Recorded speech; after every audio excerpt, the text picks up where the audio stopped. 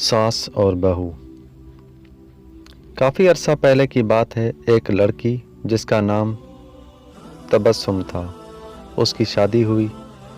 वो ससुराल में अपने शौहर और साथ के साथ रहती थी। बहुत कम वक्त में ही तबस्सुम को ये अंदाज़ा हो चुका था कि वो अपनी सास की साथ नहीं रह सकती। उन दोनों की शख्सियत बिल्कुल मुख्तलिफ थी और तबस्सुम अपनी सास की बहुत सारी आदतों से परेशान थी। उसकी सास हर वक्त तबस्सुम पर तंज करती रहती थी, जो उसे बहुत नागवार गुजरता था। आहिस्ता आहिस्ता दिन और फिर हफ्ते बीत गए, लेकिन तबस्सुम और उसकी सास के तकरार ख़त्म न हुए।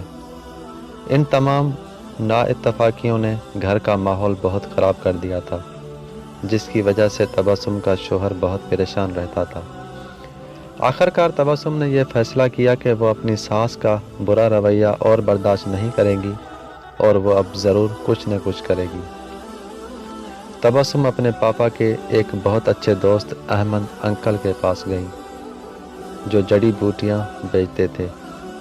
तबस्सुम ने उन्हें सारी कहानी बताई और उनसे कहा कि वो उसको थोड़ा सा जहर दे दें ताकि हमेशा के लिए ये मसला ख़त्म हो जाए।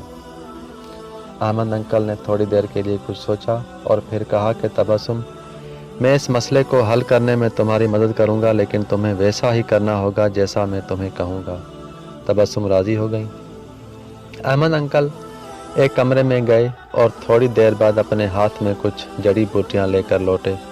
उन्होंने तबस्सुम को कहा कि तुम अपनी सास को मारने के लिए फौरी जहर इस्तेमाल नहीं कर सकती, क्योंकि इस तरह सब तुम पर शक करेंगे। इसलिए मैं तुम्हें ये जड़ी बूटियाँ दे रहा हूँ। आहिस्ता आहिस्ता उनके जिस्म में जहर फैलाएंगी। हर रोज़ तुम कुछ अच्छा पकाना और फिर उन्हें खाना देते वक्त उसमें ये जड़ी बूटियाँ डाल देना।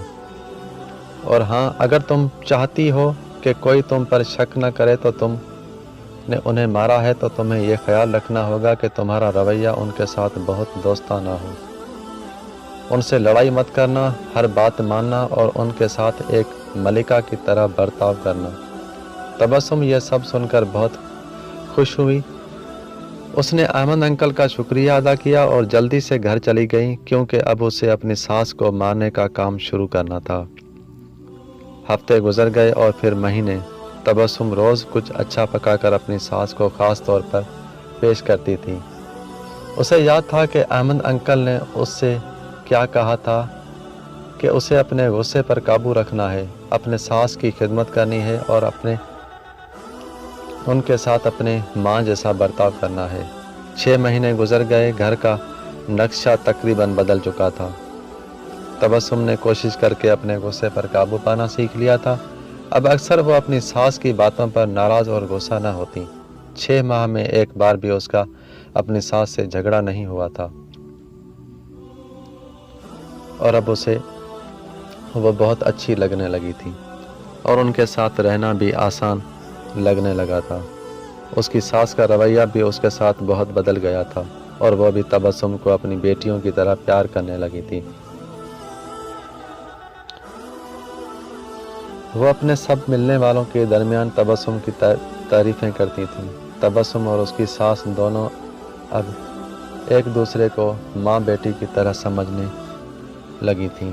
तबस्सुम का शौहर भी ये सब देखकर बहुत खुश था।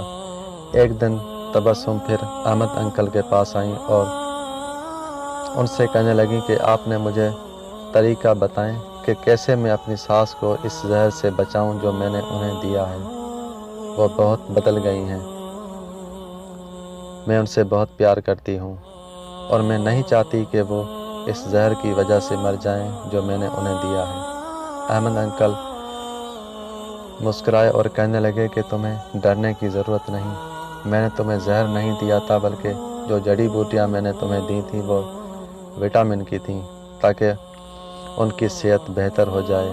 जहर सिर्फ तुम्हारे दिमाग में और तुम्हारे रवैये में था, लेकिन वो सब तुमने अपने प्यार से ख़त्म कर दिया। अगर हम अपने रवैयों, अखलाक और सोच को दुरुस्त कर लें तो कई परेशानियों, बदगुमानियों اور اپنے آپ پر یا کسی دوسرے پر ظلم و زیادتی کرنے سے بچ سکتے ہیں۔